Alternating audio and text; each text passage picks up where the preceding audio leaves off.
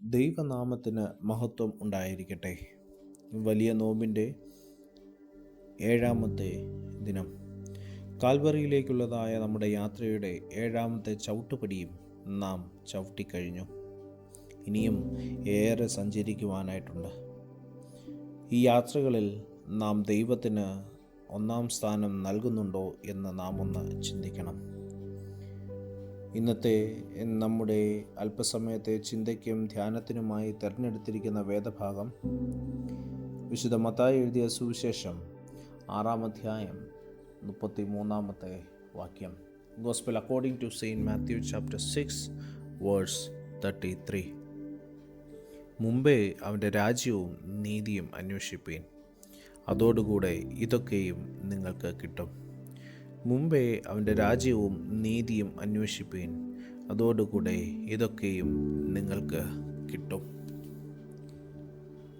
വലിയ നോമ്പിൻ്റെ 7-ാമത്തെ ദിവസം നമ്മെ പഠിപ്പിക്കുന്നത് ജീവിതത്തിൻ്റെ മുൻഗണനകൾ ശരിയാകേണ്ടതിൻ്റെ ആവശ്യകതയാണ്.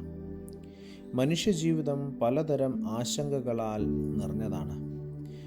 നാളത്തെ ഭയം, ആവശ്യങ്ങൾ, വിജയത്തിൻ്റെ തിരച്ചിൽ, മറ്റുള്ളവരുടെ അംഗീകാരം തുടങ്ങിയവ.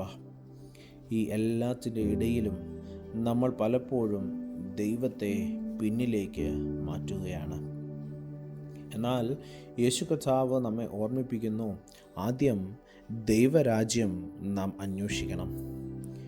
ദൈവരാജ്യം അന്വേഷിക്കുക എന്നത് വെറും പ്രാർത്ഥനയിൽ സമയം ചെലവിടുന്നതല്ല.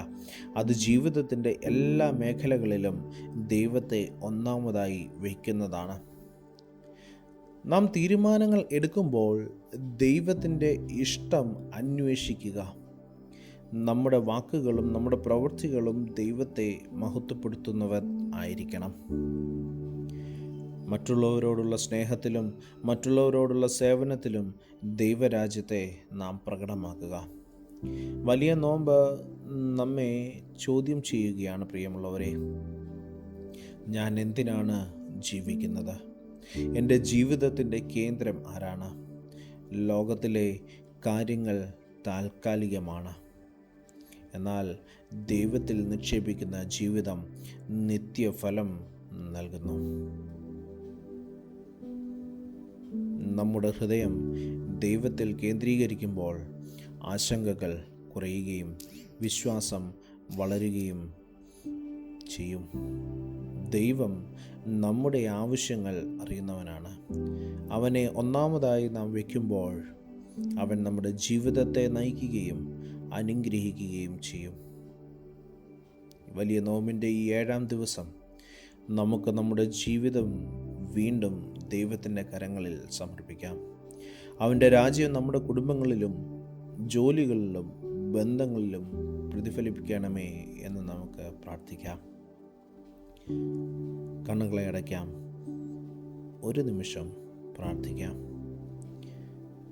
സ്വർഗീയ പിതാവേ, എൻ്റെ ജീവിതത്തിൽ നിന്നെ ഒന്നാമതായി വയ്ക്കുവാൻ എനിക്ക് സഹായിക്കണമേ. എൻ്റെ ആശങ്കകളെ നീക്കിക്കളഞ്ഞ് നിൻ്റെ രാജ്യം അന്വേഷിക്കുന്ന ഹൃദയം എനിക്ക് തരണമേ. എൻ്റെ ചിന്തകളും തീരുമാനങ്ങളും നിൻ്റെ ഇഷ്ടത്തിന് അനുസരിച്ചാകട്ടെ. എൻ്റെ ജീവിതം നിൻ്റെ നാമത്തിൻ്റെ മഹത്വത്തിനായി ഉപയോഗിക്കപ്പെടണമേ. യേശുവിൻ്റെ നാമത്തിൽ തന്നെ. ആമേൻ. സ്നേഹത്തോടെ, ജോയലച്ചൻ.